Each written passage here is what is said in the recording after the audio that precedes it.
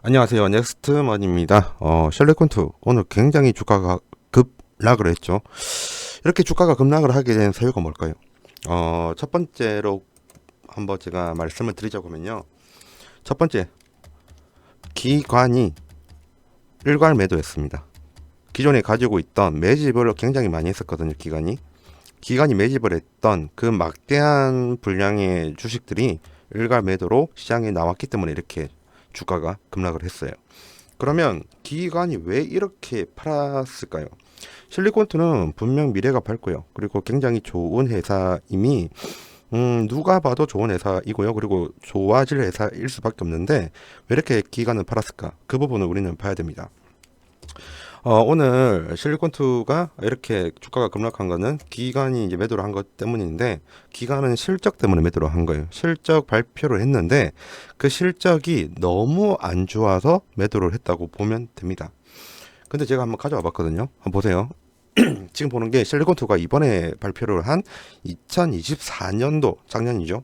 2024년도에 1년치의 그 실적을 말을 해주고 있어요. 보세요. 2023년도랑 비교를 하면요, 무려 101% 성장을 했고요. 두 배 상승을 했죠, 매출액이. 그리고 영업이익도 거의 한 182%나 올라갔습니다. 단기 순이익도 무려 222%나 올랐고요. 너무너무 많이 올랐고요. 너무너무 실적이 좋고요. 너무너무 괜찮은 회사임을 또 다시 한 번 더 입증을 했거든요. 이렇게 실적이 좋아진 부분, 그 근거사도 한번 볼게요. 해외 시장 확대를 통해서 매출 증가에 따라서 수익이 증가를 했다. 확실히 실리콘트는 국내에서도 잘하고 있지만 수출적으로도 굉장히 성장성이 높은 회사입니다. 그런 부분을 한 번 더 실리콘트는 증명을 했고요. 그럼에도 불구하고 오늘 주가는 떨어졌죠. 우리는 이 부분을 봐야 돼요. 이제부터 한번 시작을 해볼게요. 본격적으로 시작을 해볼게요. 잘 들어보세요. 보세요. 기관이 오늘 엄청나게 매도를 했죠. 그죠? 그리고 기관은 그 이전부터 엄청나게 매집을 한 상태였습니다. 이렇게 매집을 한 기관의 의도는 뭐였을까요? 당연히 우리가 방금 봤던 것처럼 실리콘2의 성장성, 수익성, 그리고 굉장히 좋은 회사라는 것을 기관은 알기 때문에 이렇게 매집을 했던 거였거든요. 그랬던 기관이 지금 바로 태도를 변경했죠.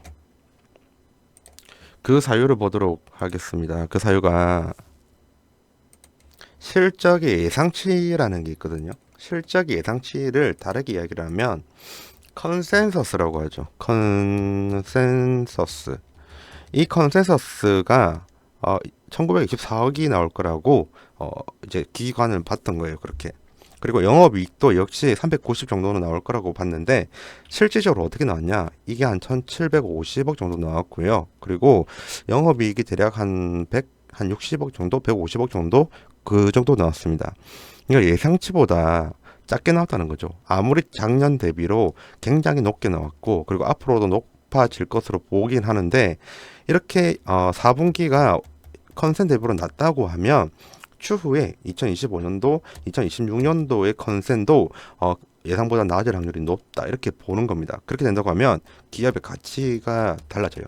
기업의 밸류에이션이 달라집니다. 이런 부분 때문에 기관이 이탈해서 나간 거예요. 우리가 계산했던 그 방식대로 생각을 해가지고 얘네들에 대한 주가 매집을 하고 있었는데, 얘네들의 실적이 생각보다 안 좋네? 그럼 미래도 안 좋을 수도 있겠다. 그러니까 도망가자. 이게 기관의 생각이에요.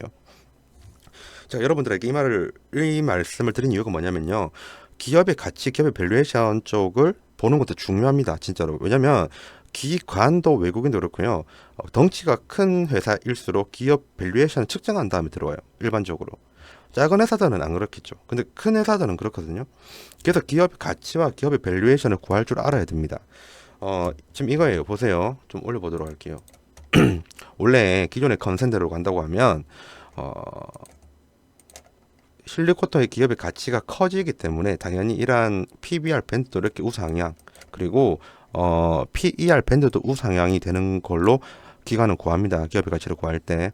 그렇게 한 다음에 PER 밴드 차트를 만들고요. PBR 밴드 차트를 만드는 거거든요. 근데 지금 이렇게 컨센서스가 예상보다 10% 이상, 한 20% 가깝게 낮게 나온다고 하면 이 주황색 기울기 보이죠?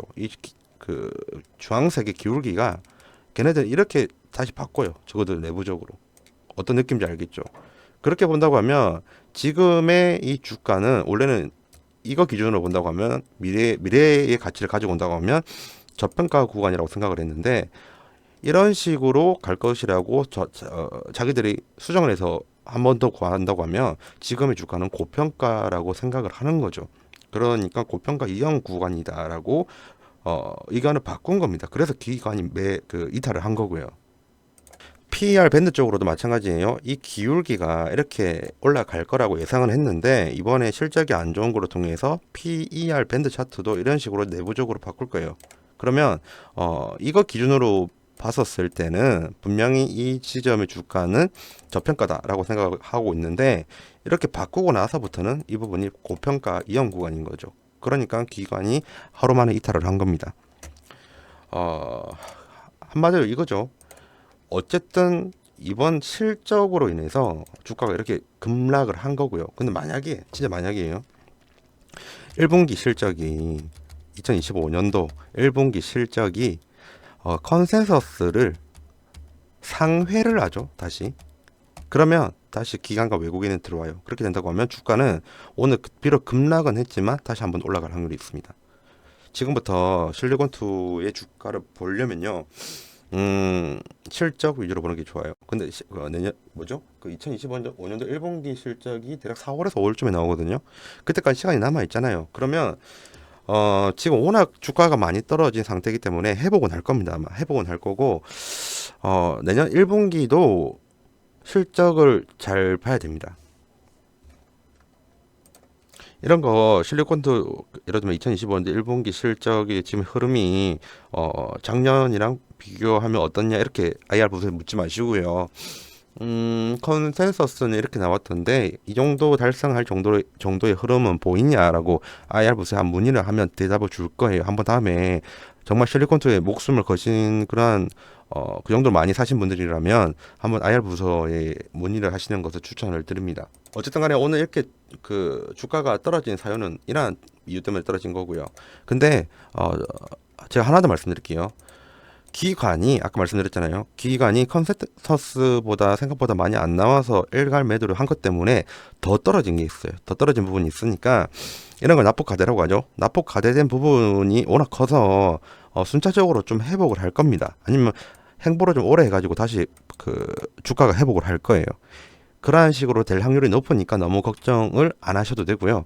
오늘 저는 그냥 여러분들에게 실리콘2가 이렇게 급락을 하게 된 그 이유를 말씀드렸고 2025년도 1분기 때 실리콘2의 실적이 컨센서스를 상회하기만 한다고 하면 충분히 올라가고도 남으니까요. 너무 걱정하지 마십시오.